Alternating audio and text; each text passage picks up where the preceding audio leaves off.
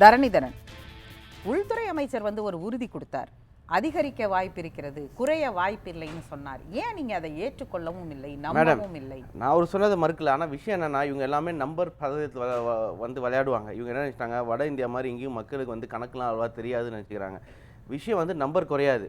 இது ஆர்டிகல் 82 கான்ஸ்டியூஷனில் இருக்குது. Article 81.3 article 82 ரெண்டும் சேர்த்து வச்சு பார்த்தா 7.5 lakhs பர் கான்ஸ்டியூவன்சின்னு சொல்லி பார்லிமெண்ட்ரி தொகுதியை ஒவ்வொரு சென்சஸ்க்கு அப்புறமும் அதை வந்து ரீஅலைன் பண்ணும்.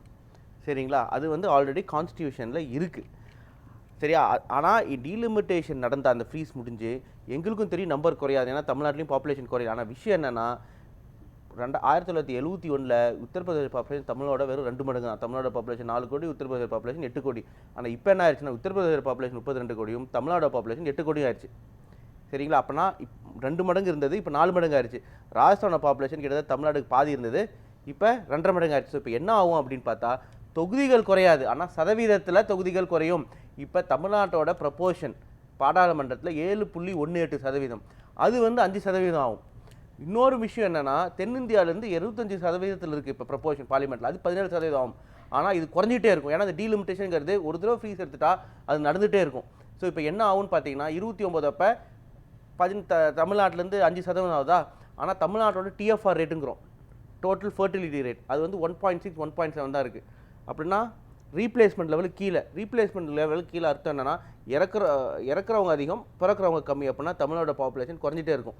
ஆனால் உத்தரப்பிரதேஷ், பீகாரில் டிஎஃப்ஆர் ரேட் வந்து 3.5, அப்படின்னா எக்ஸ்போனன்ஷியலாக பாப்புலேஷன் அதிகரிச்சுட்டு இருக்கும். ஸோ 2036 சென்சஸ், இப்போ 26 சென்சஸ் முடிக்கலாம்னு வச்சுக்கோங்க ஹைப்போதெட்டிக்கலாக. 36 சென்சஸ்க்கு அப்புறம் தமிழ்நாடோட பாப்புலேஷன் யூபியோட பாப்புலேஷனோட கம்பேரிசனில், ஹிந்தியில் நார்த் இந்தியன் ஸ்டேட்ஸ் கம்பேரிசனில் இன்னும் குறையும். அப்படின்னா 5% இருக்கிறது 3.5% ஆகும். இன்னும் 10 வருஷம் போச்சுன்னா தமிழோட பாப்புலேஷன் 7 கோடி 6 கோடின்னு ஆகும். அப்படி ஆகும்போது என்ன ஆகும்னு பார்த்தீங்கன்னா, இருக்கிற பாப்புலேஷன் குறையும். ஆனால் உத்தரப்பிரதேஷ் இப்போ 20-30 கோடி இருக்குன்னா 50 கோடி ஆகும். அப்படி ஆகும்போது என்ன ஆகும்னு பார்த்தீங்கன்னா, தமிழோட ப்ரொபோர்ஷன் கிட்டத்தட்ட 2.5% ஆயிரும் 2050.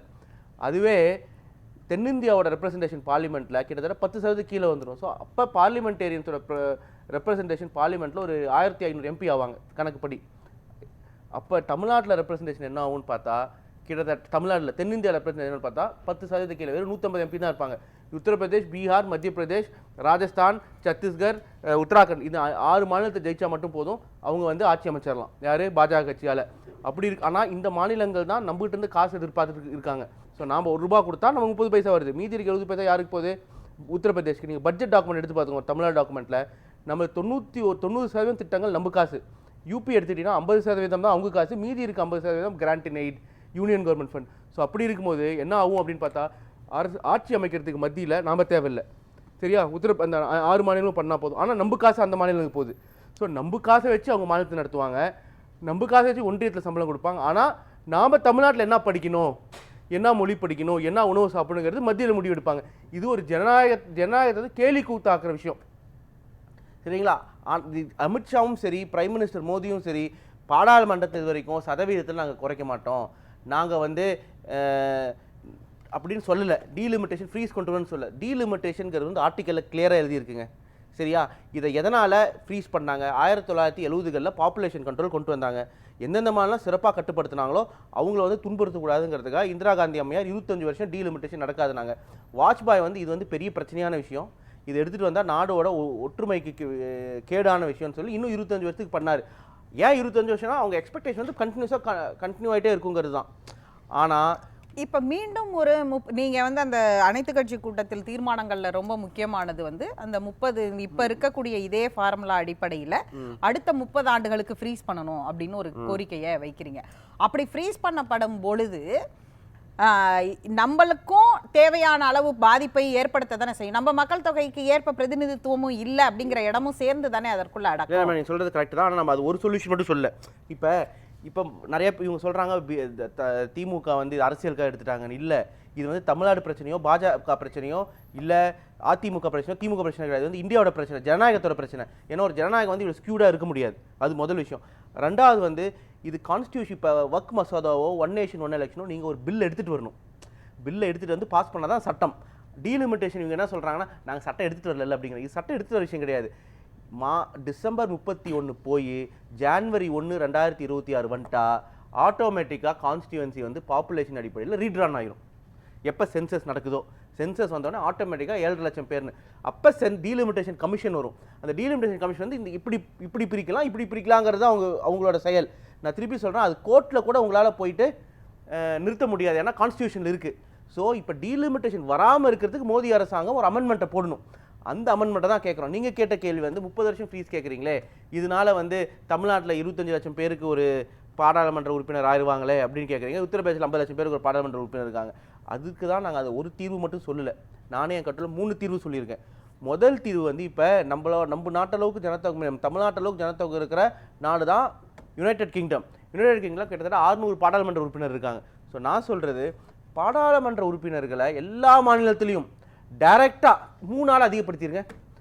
இப்போ உத்தரப்பிரதேசில் ஒரு தொகுதி, அதிகமான தொகுதியில் 32 லட்சம் பேருக்கு ஒரு பாராளுமன்ற உறுப்பினர், உடனே அது என்ன 10 லட்சம் ஆயிரும்.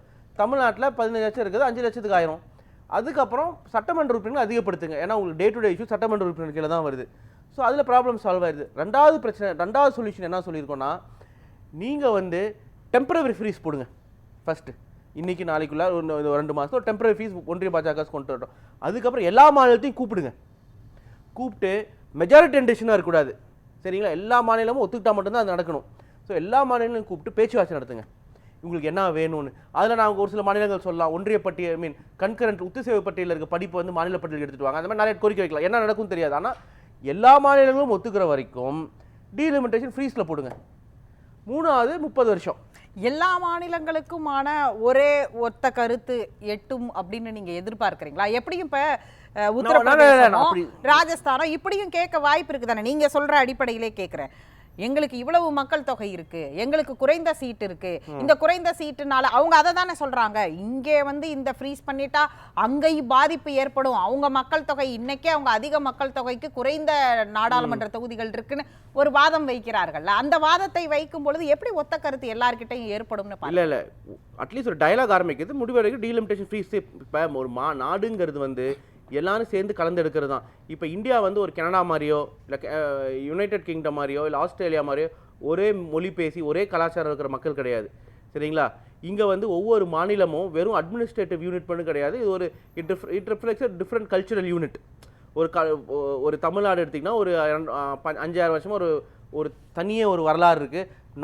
நார்த் ஈஸ்ட் போனீங்கன்னா அவங்களுக்கு ஒரு தனி வரலாறு இருக்குது, அவங்க ஒரு தனி கலாச்சாரம் இருக்குது. ஸோ அப்படி இருக்கிறது வந்து ஒரு இட்ஸ் அ சப்கான்டினென்ட். நிறைய ஐரோப்பிய யூனியன் எப்படி நாடுகள் இருக்கும், அந்த மாதிரி நாடுகள்லாம் சேர்ந்தது தான் இந்தியா.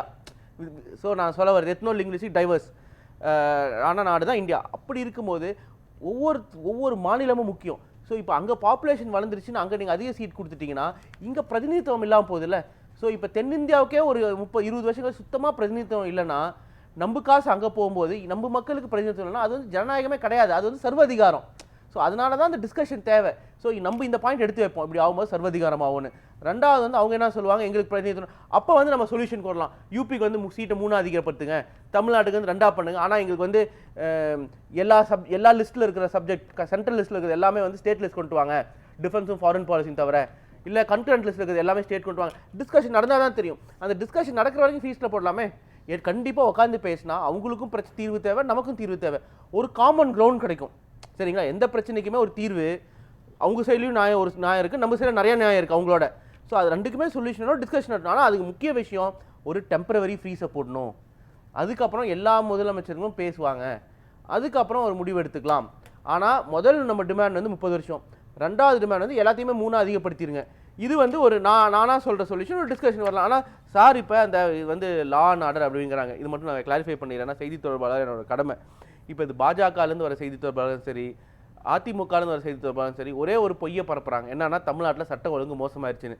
ஆனால் சமீபத்தில் 2 வாரத்துக்கு முன்னாடி நீங்களே பார்த்துருப்பீங்க, ஊடகத்தில் வந்தது, ஒன்றிய அரசு டேட்டா படி தமிழ்நாட்டில் கடைசி 3 வருஷத்தில் சட்டம் ஒழுங்கு சரியாயிருக்கு அப்படின்னு. நான் சொல்கிறேன், ஹரியானாவில் இருக்கிற பிஜேபி அமைச்சர் அனில் விஜ் அப்படிங்கிறவர் வந்து மோகன்லால் பந்தோலி வந்து கேங் ரேடில் ஈடுபட்டிருக்காரு, அவர் கட்சியை விட்டு நீக்கணுங்கிறாரு. மோகன்லால் பண்டோலி யார் தெரியுமா? பாஜக ஹரியானா கட்சி தலைவர். பாஜக ஹரியானா கட்சி தலைவர் மேலே 2 பாலியல் வன்கொடுமை சட்டத்தில் வழக்கு பதிவு செய்யப்பட்டிருக்கு, 376D கேங் ரேப். அதே மாதிரி 5 highest states in India for crime அப்படின்னு எடுத்தது, அதில் 4 பாஜக ஆளுகின்ற மாநிலம்: உத்தரப்பிரதேஷ், மகாராஷ்டிரா, பீகார், டெல்லி ஆப் தான் ஆண்டாமைங்க. ஆனால் போலீஸ் வந்து பாஜக கண்ட்ரோலில் தான் வருது, ஒன்றிய அரசு. உத்தரப்பிரதேசில் தினந்தோறும் கிட்டத்தட்ட பார்த்தா ஒரு வருஷத்துக்கு 12,000 மர்டர் நடக்குது உத்தரப்பிரதேசில். அப்படின்னா ஒரு நாளைக்கு பார்த்தீங்கன்னா கிட்டத்தட்ட 40. ஏன் நியூஸ் சேனல் போடுறது இல்லை? ஏன்னா மீடியா கண்ட்ரோல் வச்சுருக்காங்க. இங்கே ஒரு வாரத்தில் ஒரு சம்பவம் நடந்தால் அதை இவங்க மீடியாவுக்கு இன்ஃப்ளூயன்ஸ் வச்சு அதை அப்புறம் அவங்க செய்தி தொடர்பாக வந்து சட்டம் ஒழுங்கு மோசமாச்சு. ஆனால் உத்தரப்பிரதேசில் தினந்தோறும் 40 கொலைகள் நடக்குது. அது ஏன் ஒரு கொலை கூட வெளில வருதில்ல?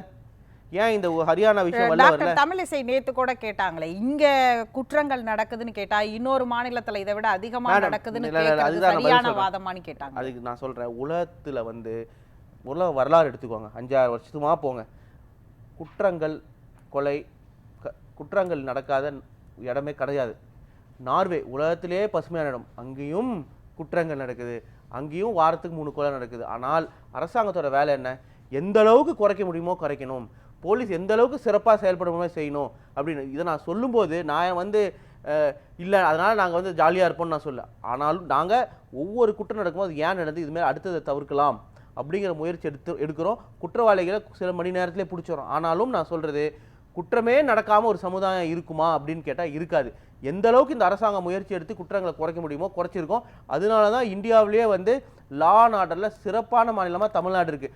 அதே மாதிரி ஒன்றிய அரசு கொடுத்த தரவுகள் படியே பெண்களுக்கு சேஃபான மாநிலம் அப்படின்னா தமிழ்நாடு தான். பெண்களுக்கு சேஃபான நகரம் மெட்ரோ சிட்டிஸ்னு பார்த்தா சென்னை முதல் இடத்துல. அதே மாதிரி டியர் 2 சிட்டியில் பார்த்தா முதல் 5 இடத்துல இருக்குது தமிழ்நாட்டோட மாநிலங்கள், கோயம்புத்தூர், மதுரை, சேலம், திருச்சி. அந்த மாதிரி சூழ்நிலை தான் இங்கே திகழுது. பாஜக இங்கே வந்தால் தான் பிரச்சனை அதிகம். அதே மாதிரி நிதி நிலைமை மோசமாகிடுச்சிங்க. ஆனால் நிதி நிலைமை மோசமானது அதிமுக காலத்தில் கடன் சதவீதத்தில் பார்த்தா 18% 20% ஆச்சு. அதை வந்து நம்ம 22% 26% ஆக்கியிருக்கோம். ஸோ அது மாதிரி எல்லா விஷயத்தையும் நம்ம சரி பண்ணியிருக்கோம். ஆனால் இவங்க வந்து நம்ம டீலிமிட்டேஷனை வந்து எடுத்தோம்.